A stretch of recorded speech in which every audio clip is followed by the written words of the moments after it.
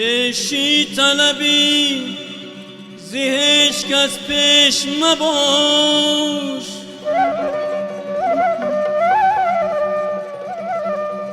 شون مرهمین بون باش شون نیش مباش. خواهی که زیهش کس گزندت نرسد، بدگوی و بدآموز و بداندیش مباش. بدگوی و بدآموز و بداندیش مباش.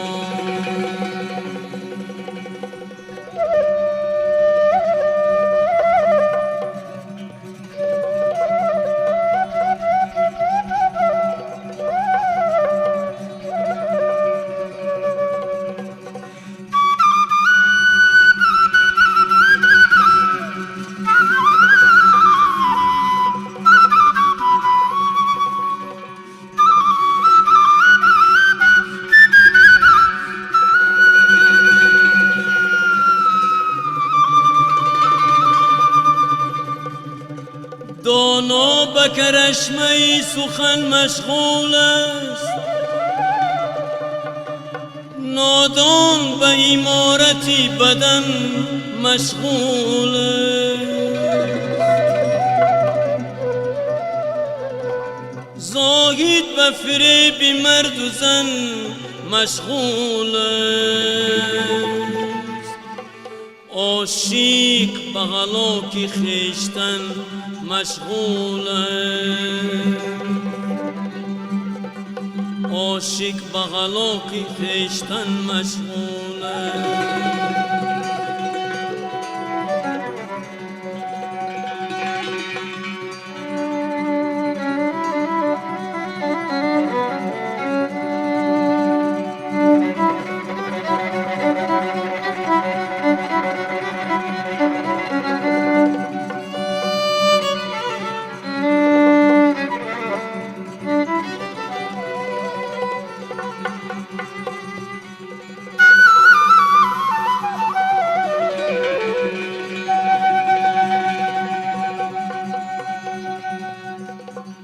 گفتم که مرا علم لدونی هوس است،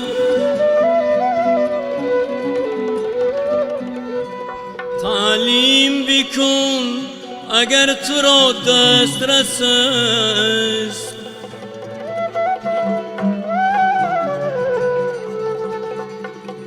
گفتم که الف گفت دیگر هیچ مگو،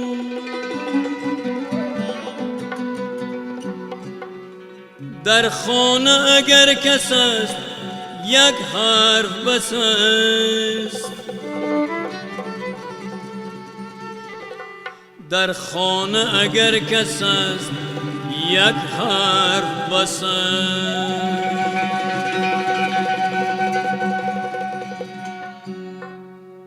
درود عرض میکنیم دوستان عزیز و ارجمند. برنامه فضا است و امروز یک فضای گرم خواهیم داشت. در برنامه امروز ما هنرمند محبوب آوازخوان شناخته، هنرمندی که در حوزه فارسی زبانان هنر تاجیک را معرفی میکند، عمر تیمور قرار دارند و ما حضور ایشان را به برنامه فضا خیر مقدم میگیم. از آنکه با شما امروز هم صحبت هستم افتخار میکنم. واقعا یک هنرمند شناخته ای که امروز در بیرون از تاجیکستان شما را میشناسند، اعتراف میکنند و ترانه های شما در کشورهای مختلف صدا میدهد. تا جایی که میدونم شما از سن 6 سالگی به صنعت رو آوردید، یعنی از همون زمانی که پدرتون برایتون یک ساز موسیقی تحفه کردن. درست گفتم؟ درست است. پدر ما وقتی که من از 4 ساله 5 ساله تخمین 6 ساله همکو اسبابا را می نواخت، اسباب مثل رباب می نواخت و دمره بسیار یک سبک عجایب خاص خود داشت. خیلی کن اون دوره دیگر آدم ها اهمیت نمیدادن. ممکن که کم خیلی چیزا داشت. فقط می نواختن، گوش میکردیم. از نواختن یا بسیار دمره می نواخت بیشتر. طرزهای نواختن مثل همون شتریخ و براورد و فراوردی موسیقی در دمره و در مثال رباب بسیار می نواختیم و و از اونها یک چیزی را یاد گرفتیم. خب بعدر با تحصیل فرا گرفته، تحصیل موسیقیتون در درست است. وقتی که مکتب موسیقی بود. وقتی که از مکتب میانه صنف 3 میخوندم گذاشتم به مکتب اینترنتی دیوتی شهر کلوب. خب از سال 64 1964 که اون وقت صنف 4 بودم من. اونجا که رفتیم در اون مکتب اینترنتی بسیار چیا بود، کروژاکا بود. خب گروه ها بودن، در گروه موسیقی بود. در اون گروه موسیقی من که حواس بود موین شدم، خاطر اونا مشق میکردم. خیلی تا صنفای از صنف 4 5 6 7 بسیار اسباب را در اونجا من آموختم. فرض کنید مثال رباب با کسبی آموختم نزد معلم. اونجا معلم بود عبدالرحمن عبدالصمدوف، در تئاتر کلوب اکتور کسب بودن که مکتب چی آموزگاه موسیقی تمام کردگی بودن و آموزگاه موسیقی پروفسیونال بودن. نزد او آموختیم بسیار نوت ها را از صنف 4.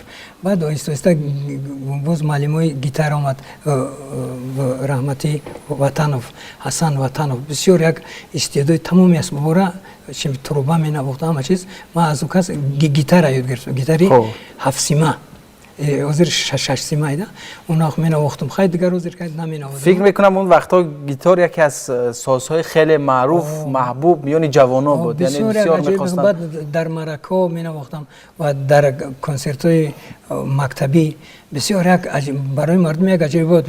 وقتی نواختن بازی داراندن دست مثل دستور بسیار اشتریخا و کپیدن ها بود، اکوردو بود می نواختم. از اون خیلی این یاردم کرد مادام مثال.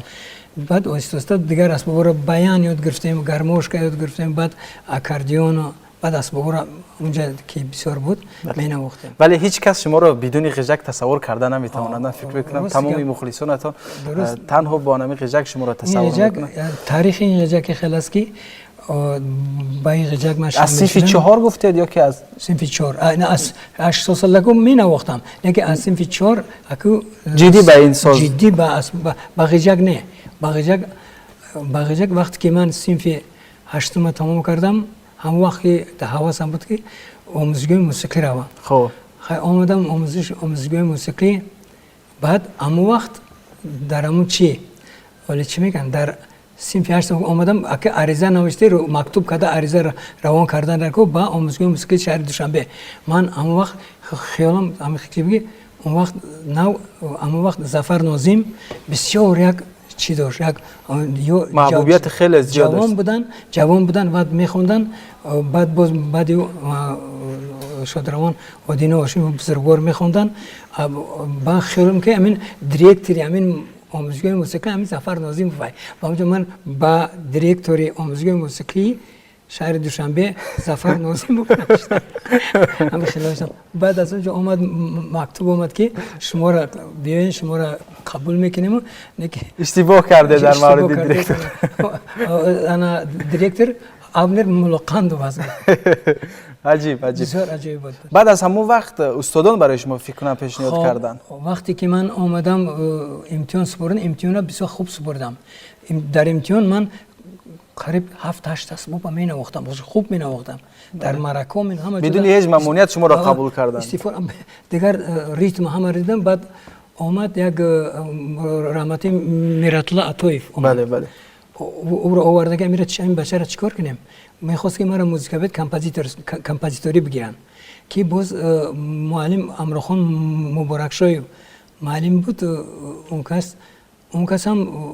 کس بعد اگه کی را آوردن انا معلم اسکریپکا سنگین فهم مردیاش بود. اون وقت فکر میکنم یکون 25 ساله یا 30 ساله بودن، ما 15 ساله جوان بودیم.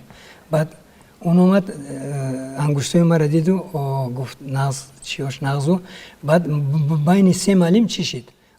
رقابت شد که خیلی اکن آدمی تیاره کی نمیگیرد، آدمی که همه را مینوازد روی تمام چیزا مینوازد و هیچ پرابلم نیست. برایش رنگ رای دریا بر روی. بعد همین امرخان مبارک شد. بعد این کس چی کرد؟ غالب آمد. چیکار که اون روزی که من ریجکت گرفتم بعد. خب و ببینید هنرمندانی هستند که هم مثلا می‌سرایند و هم می‌نوازند، ولی کم نفرانی هستند که هم در نوازش و هم در سرایش موفق هستند. یعنی همین برابر است. درست. هنر مطربی و هنر آوازخوانیشون برابر و شما یکی از همین گونه هنرمندانی هستید که هم در این حرفه‌ای هستید هم در مثلا آوازخوانی. همین شما رو بدونی مثلا این دو تصور کردن شما. بله. برای همین بسیار وقت و یک مکتب خاصه غیجک نوازی نیز دارید امروز. یک مکتب مخصوص است و در خواندنم از حنجره مکتب دیگر است. بله این بله. مکتب را باید که در دو مکتب از یک هنرمند و واقعا همین یک بسیار از این شکل اکادمی ما دارم باز شکلی پروفسیونالی دارم شکلی که عنعنوی پروفسیونالی است. خیلی احسن آفرین. خب چی دستاویز دیگر دارید برای بیننده ما؟ ترانه‌ای که پیشنهاد میکنید؟ دستاویز این از چشم ساقی. از چشم ساقی مستی شرابم. بفرمایید مرحبا.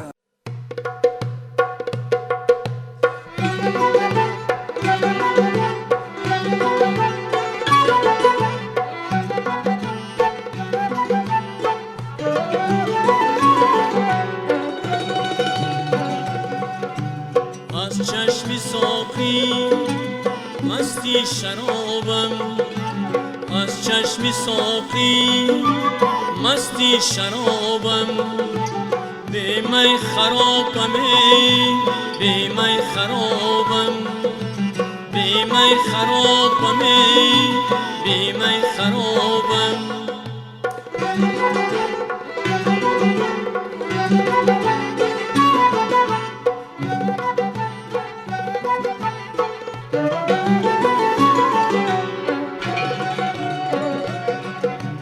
شوقم فزونتر از بی‌حجابی، بینم نبینم در پیچ تابم. شوقم فزونتر از بی‌حجابی، بینم نبینم در پیچ تابم. از چشمی ساقی مستی شرابم، از چشمی ساقی مستی شرابم، بی می خرابم بی می خرابم، بی می خرابم بی می خرابم.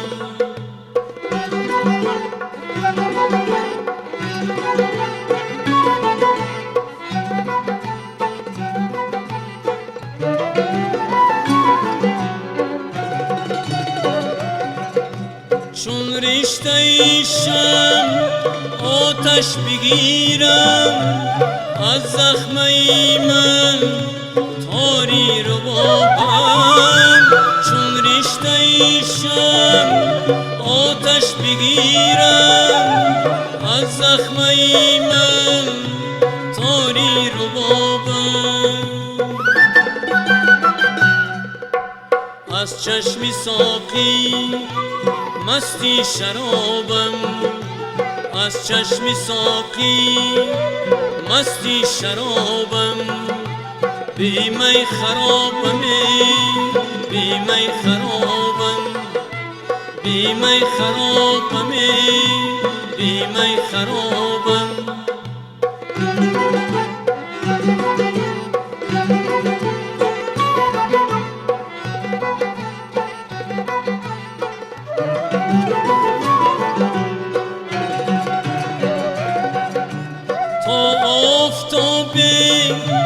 خیزد ز خاور مانند انشم بستند خوابم. تا آفتاب خیزد ز خاور مانند انشم بستند خوابم.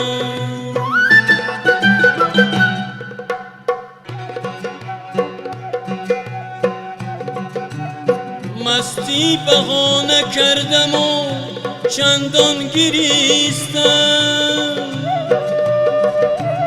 تا کس نگویدم که گرفتار کیستم.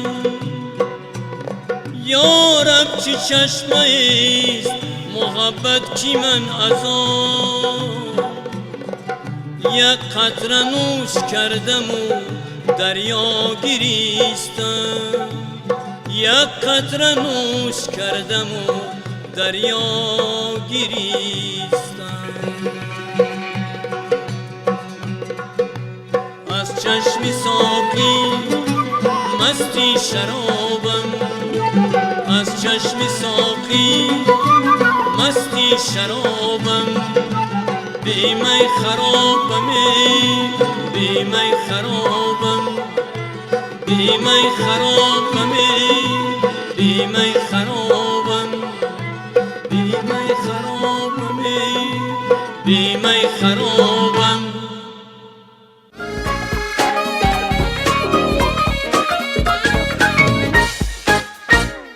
دوستان عزیز یادآور میشم که برنامه فضا است و مهمان امروزه برنامه ما هنرمند محبوب شناخته عمر تیمور هستند که ما حضورشان را بار دیگر به برنامه فضا خیر مقدم میگیم. خوش آمدید.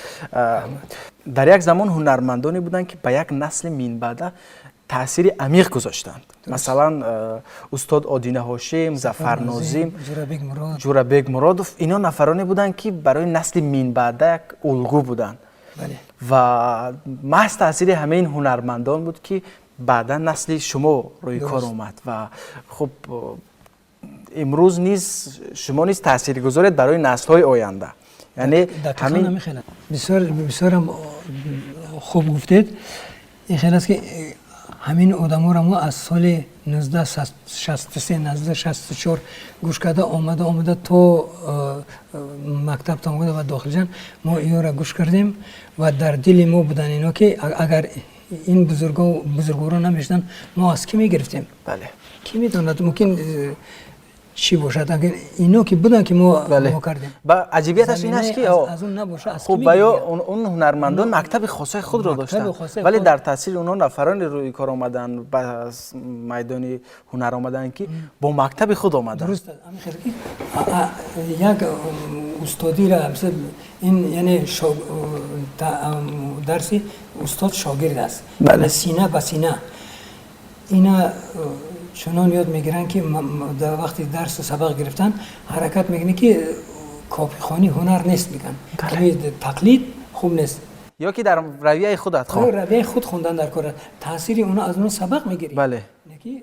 بله و در ادبیات هم مثلا در ادبیات هم همین گونه هست که بیشتری مثلا شاعران از شاعر دیگر مثلا الهام گرفتن از وی منشأ گرفتن و واقعا هم این چیز در هنر مثلا آوازخوانی هم هست. در آغاز برنامه ما گفتیم که شما را در حوزه فارسی زبان بیشتر میشناسن، یعنی شما هنر تاجیک را در ایران و افغانستان زیاد معرفی کردید و فکر کنم چند سال در افغانستان نیز به حیث آموزگار بوده در اونجا. بله در یکی از دانشگاه‌های موسیقی.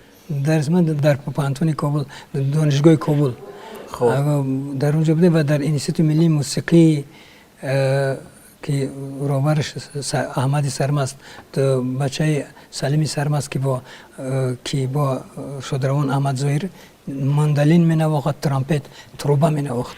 بله و اونجا چند روز قبل در صفحه فیسبوکی نیز یک نفر شاگرد شما درباره شما نوشته بود که مثلا سپند فاضل سپند از هرات است، شاگرد از هرات در کابل در انستیتوت ملی موسیقی میخوندن در تخصصی در اسباب سیتار نزد ابیشک اتیکاری و مرجانه اتیکاری. اون زن و شوهر از کلکوتا بودن. اونجا معلمایی که بسیار قدیمی بودن همش از امریکا بودن، از چی بودن، از آلمان بودن، از مکزیک بودن. بسیار اما خود در اونجا ما یک جای کار میکردم، یک جای صحبت میکردم، یک جای مینافتم، بعد مستر کلاس و بعد موسیقی مرا میز اونجا برآمده است. دیدیم تروبه، مثال تروبه، طبله، دیگر اسباب اسکریپکا و دیگر اسباب قطعی باغیجک اثرای مرا مینواختن. بسیار هم مکالمه میکردن. بسیار عجیب همین فضای پرافسیونال حرفه‌ای بود. همین هنری مثلا سفرهای هنری عموما در یک مثلا جای دیگر کار کردن و ارتباط هنری داشتن با هنرمندان مختلف دنیا برای هنرمند چی میدهد؟ تاثیرش از اونها بسیار است. اونها فکر میکنم حرفه‌ای هستن. اونها یک چیزایی را میدونن که عجیبه. ما چیزای ما برای او بس عجیب است. بله. چیزای ما که خیلی در نظر برای ما آسان میتونه نواختن گفتن برای او یک کوی گران یا چیزای برای ما خیلی است. بله. اون بسیار چیزا را می‌آموزه که این از نواختن بسیار از دیدن بسیار کو میگه که خواهی که شبی خوشنویس بنویس. بله. همین خیلی است. و من وقتی ترانه‌های شما را گوش کردم بیشتری ترانه‌های شما از اشعار سامع آدینه‌زاده است. راستی من درباره شاعر خیلی کم معلومات دارم. میشود یکم برای ما معلومات دهید؟ شاعر سامع آدینه‌زاده قتلانی پیر ما بود و هم بسیار شاعری زبردست، بسیار شاعری توانا بود. شاعری عرفانی بود. عرفانی بود و منه که دوای شاعری تماما نمیکرد. نمیگم همین. و استاد آدین هاشم نیز از اشعار هم که زیاد میخوند بسیار میخوند. اونو رفت آمد داشتن ولی یک فیلم هم یک جا هستن. فیلم‌های سفر اقداد گرفتگی بود. اونجا هست. بسیار معمایی چی را میگرفتیم درس میگرفتیم. یعنی فراگیری مثلا اشعاری کلاسیکی بودن. کلاسیکی بودن. اخیرا کلاسیکوی حساب میشوند. بله. و یک کتاب دفتر سبز در حجم 700 چند صفحه است درباره سرگذشت است که از کودکی رفتن تا مثال مدرسه بخارا خواندن از آمدن. چند مدت پیش یکی از موسیقی های شما خندرز بود.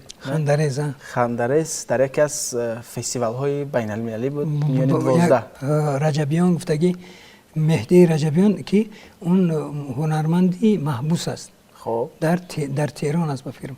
از اونجا یک از آذربایجان یک خواننده مقام بسیار یک بزرگ آدم ناصر عطاپور برای من از کجا مرا یافتن خیلی اینترنت که میکوبن هنرمندا رو میآوند اونجا چی ما هست بسیار گفت که مرجان ما شما را گفت یک چیز میکنیم یک موسیقی که درباره همین چخیل همین ناآرامی مملکت‌های شرقی دارم کودک‌ها چخیل یعنی با واسطه موسیقی انکار کردن جنگ و بعد فهماندن و همین چیزها همین موسیقی خندرز من به همین وای کردم دیگری بسیار موافق است. چگونه بود این موسیقی همین من همین اینا گوش کرده اول شاگردان مینازینه.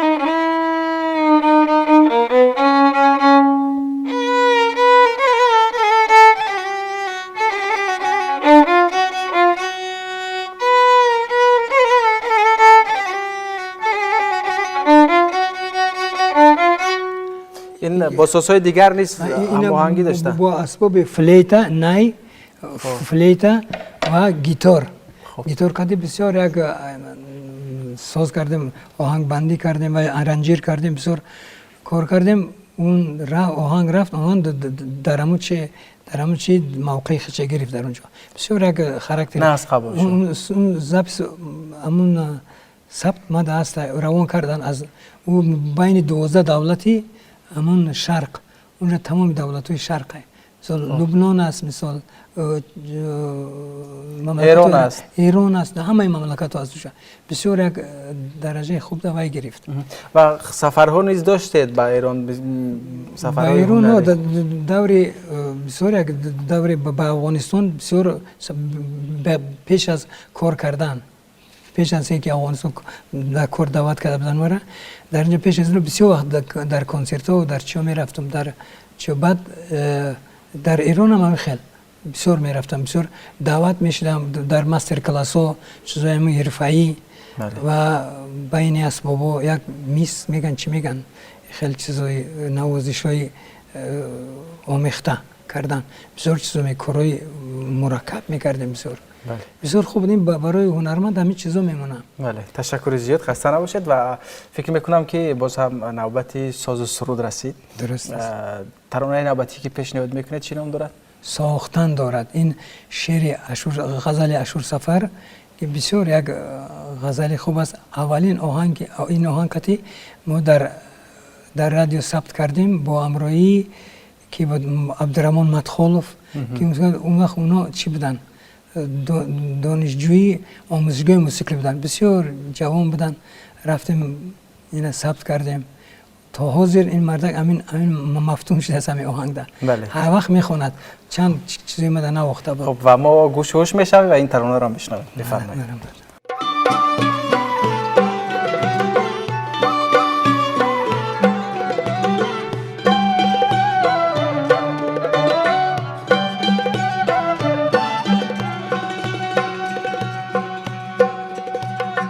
فدای آن دل که از درد سوز و ساختن دارد، تلاشی درد دلهای دیگر بشناختن دارد. فدای آن دل که از درد سوز و ساختن دارد، تلاشی درد دلهای دیگر بشناختن دارد. چو بالا می روی از پس تیغا غافل مشو هرگز، چو بالا می روی از پس تیغا غافل مشو هرگز. به پستی ها عقاب از کل و چشم انداختن دارد. به پستی ها عقاب از کل و چشم انداختن دارد.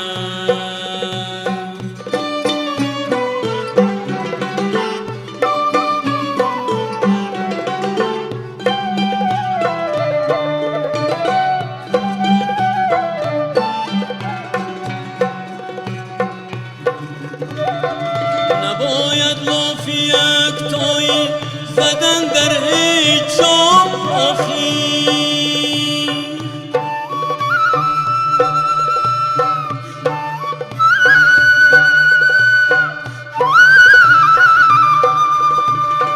نباید لاف یکتایی زدن در هیچ جا آخی،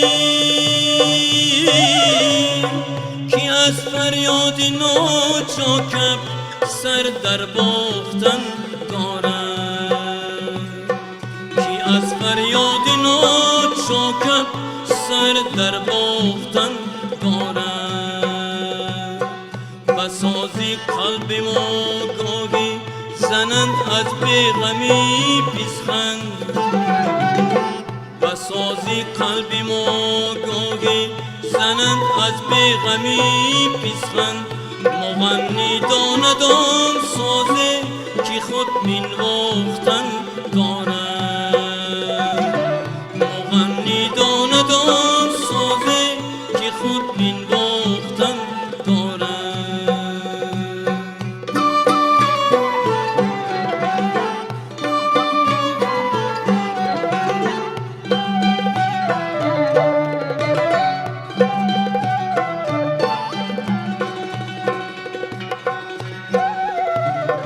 مکن امید سبزیدن تو را گر دست و گیری نیست،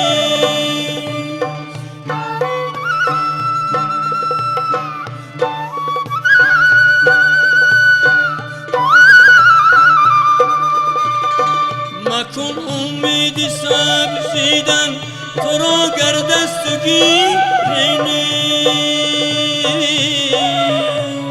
نهال از باغبان در باغ سر افراختن دارد، نهال از باغبان در باغ سر افراختن دارد، نهال از باغبان در باغ سر افراختن دارد.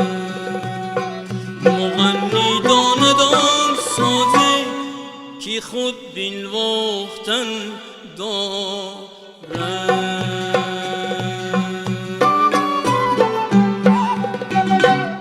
دوستان عزیز، ادامه برنامه فضا است و ما شاهد یک ترانه خیلی جذاب شدیم که استاد پیشنهاد ما و شما کردند و صدای شما خسته نباشد. واقعا هم نوازش‌های جذاب بود و هم ترانه جذاب که هم معنی بلند برداشتیم و هم لذت بردیم از شنیدن این ترانه. شما بیشتر با اشعار کلاسیکان رو میارید، یعنی از خاقانی، شیروانی، از مولوی و حافظ و سعدی و عموما نفری هستید که تکیه‌گاه اساسی شما کلاسیکان هستند، یعنی اشعار پرغناوتی ما که در گذشته ایجاد شده بود. درست است. خب این توصیه‌ای کی بود و چرا این گونه مثلا به این بحر بزرگ غوطه‌ور شدید؟ این روز از جوانی بود. ما از جوانی بود وقتی ما در مکتب اینترنت می‌خوندیم در صنف پنجم، از پنجم تا هشتم خط فارسی چی میکنیم، بعد بسیار کلاسیکو رو می‌آموختیم، می‌خوندیم، از یاد می‌کردیم، از رودکی فرض کردیم، از مثلا خاقانی و از سعدی، شیرازی و از لاهوتی و از تمام شاعرای همین کلاسیک اونجا در هم کتاب فارسی که هلال کریموف نوشته بود، همون کتاب رو می‌خوندیم.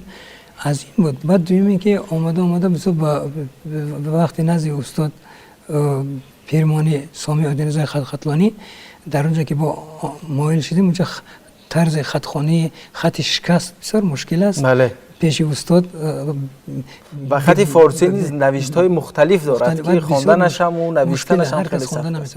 اون بسیار وزمین است. خط خواندن، خط شناس و حروف شناس بسیار چیزی. مثلا خطی اشعاری بدیل چقدر سخت است خواندنش؟ خط شکست. یا که حافظ همون خیلی است که همون بعضن چی نقطه ندارد. بله. نمیدونه که چی است. یعنی اگر تو اون قدر زیاد نخونی، تو اون قدر در روانه باشی، برای خواندن سخت است. درس میگیری اونا. واقعا. دو مصرع را درس میگیری، دو مصرع تو یک آمدن دیگر بسیار مشکلات داره، بسیار هم شرحش رو میخوندید و هم شرح.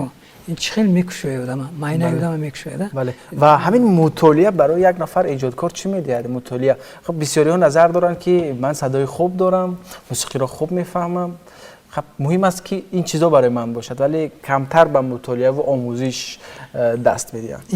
این وابسته به همون آدم چقدر سویه فهمیده داره. وقتی فهمیده این یگان بدر نمیخوره، هزار که بگوی نمیخوره، برای که او در وجود نیسته، او در وجود باش شراره میزنه، او در وجود است و که همون کوچه را میگذری، وقتی اون پیره را که میگذری او را میدونی، بعد یک چیزی پیدا میشوه. و یک مهارتی خیلی خوب انتخاب غزل داره دوستان. همین غزل هایی را انتخاب میکنید که آنقدر درد خورن، آنقدر فلسفه زیبا دارن. خب این از چی است؟ از مطالعه بسیار است، از جستجو است؟ از توصیه میدید کسی برای شما؟ نه، این از مطالعه و چی است بیشتر.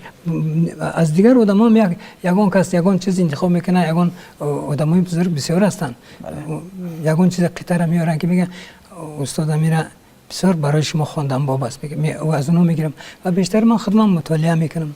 این شب روزها بیشتر کدام از شاعران و من از کلاسیکانی ما حال و هوای شما را دارن؟ بیشتر از ابوالمعانی بدیل دست میزنم گفت، بعد بیشتر از حضرت لسان الغیب خواجه حافظ شیرازی، بعد از خاقان شیروانی، خب مخصوص باز علامه اقبال لاهوری. همینطور شاعری است که در این عصر خیلی شاعر برآمدن، هیچ باور نمیکنیم خیلی شاعر برآمدن. ببینید میگویند که محمد اقبال لاهوری فارسی درست حرف زدن نمیتوانست. درست است خیلی، ولی آنقدر زیبا فارسی شعر گفت، آنقدر مثلا با فارسی دل باخته و عاشق بود که حتی میگوید که گرچه اردو در عضوبت شکر است، لفظ گفتاری در شیرین تر است. گرچه هندی در اما در تعمیدش میگه گرچه هندی در عضوبت شیرینی را میگن، چیزی که شیرین عضوبت. اردو هم جای هست، اردو هم جای است. و همینطور خیلی اردو زبان هندی بسیار با دیگر چی هستن، شبیه هستن، اقتباس دارن. اونم گرچه هندی در عضوبت شکر است، طرز گفتاری دری شیرین تر است. همین که زبان هندی مثلا ما نمیفهمیم، موسیقی ها را گوش میکنیم و حرف زنی و خواندنی هاش میبینیم، لذت میبریم. لیکن زبانش نمیفهمیم. ولی اقبال لاهوری برتریت دادگی است به زبان فارسی. به حد ما چند اقبال سالگرد چه گذراندگیم با همین یک غژک یک تبلک یک برنامه چیزی که پسرش اومده بود بسیار اپرا بلیده گذرانی بسیار در یک سطح بسیار بلند مردم بسیار علما جمع شده بسیار آدمای فهمیده جمع شده بودن اونجا بسیار عجایبات بود. دعوت ها هستیم شب روزا کجای سفر دارید؟ دعوت خیلی میشد که بینیم ولی نصیب باشه همون بچه‌ها گفته‌اند من بعضن سفر خارجی است.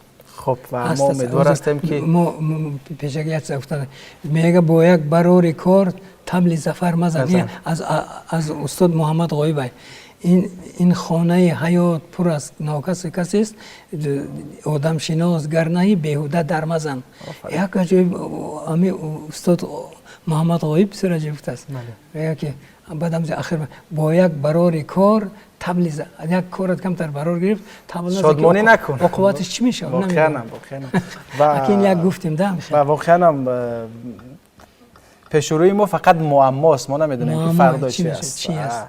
خب آرزوی ما رو داریم که همه وقت خوش باشه ان شاء الله ما برای نشاط و شادمانی و عشق باشه. اساس این تأثیری مثلا همین آرامی و استقلال است که ما همین استقلال خودش یک برده ایستاده برای که مردم در جای خودش است در هویت خودش است در فکر مثلا با قدر مهنت مثال مهنت میانشکن که مثال پیشوای ملت مثال قدر چقدر این خودش یک نمیخنجه باشی. بله تشکر زیاد استاد. بله تشکر زیاد استاد که به برنامه ما تشریف آوردید و واقعا من امروز خیلی لذت بردم از آن ترانه هایی که در برنامه موزه فضا پیشنهاد شد و از آن صحبتی که با شما داشتم و یک افتخار در صحیفه زندگی من امروز است و این حتما ثبت خواهد شد که هم صحبتی شما را داشتم و پند گرفتم و خیلی خاطره خوبی برداشتم. بار دیگر خوش اومدید به برنامه ما. ان شاء الله که باز در برنامه‌های دیگر خب حتما شما رو باز دعوت ما هر چیز حاضر گفتنده وقتش نمیرسه. وقت کم است که خب و ان شاء الله در آینده واقعا خوش اومدید. خب در انتها چی ترانه پیشنهاد میکنید؟ در انتها همین یک از علامه اقبال لاهوری یک غزل است به صدای دردمند به نوای دلپذیره بسیار یک فلسفه عجیب دارد. در یک چی ایجاد کردیم بند بس کردیم در آهنگ. خب ما با یک اشتیاق تمام این ترانه را گوش میکنیم و دوستان عزیز به انتهای برنامه امروزه فضا رسیدیم. یادآور میشم که مهمانی امروزه برنامه ما هنرمند شناخته و محبوب آوازخوانی که صدای خیلی جذاب و گوشنواز دارن عمر تیمور بودند و با یک ترانه دلنشین برنامه ما به اتمام میرسد و تا دیدار دیگر خیر میگویم.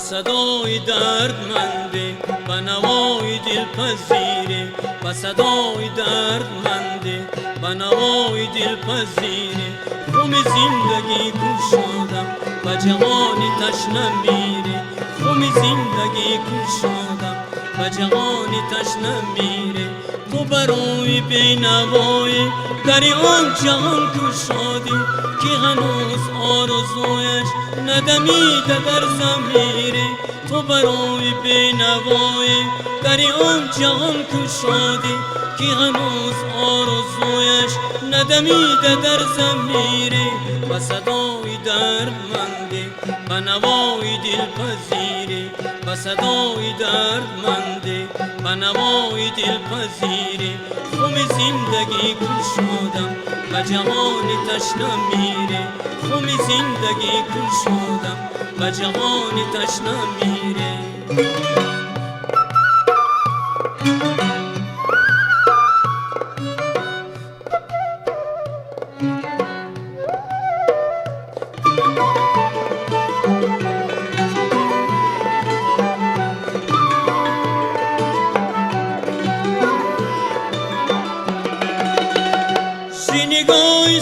سرمسای و دلو جگر رسیدی چی نگاهی سرمسای تو نشان ازت بتیره چی نگاهی سرمسای تو نشان ازت بتیره با صدای دردمنده با نوای دلپذیره با صدای دردمنده با نوای دلپذیره خم زندگی کشادم و جهانی تشنه میره خم زندگی کشادم و جهانی تشنه میره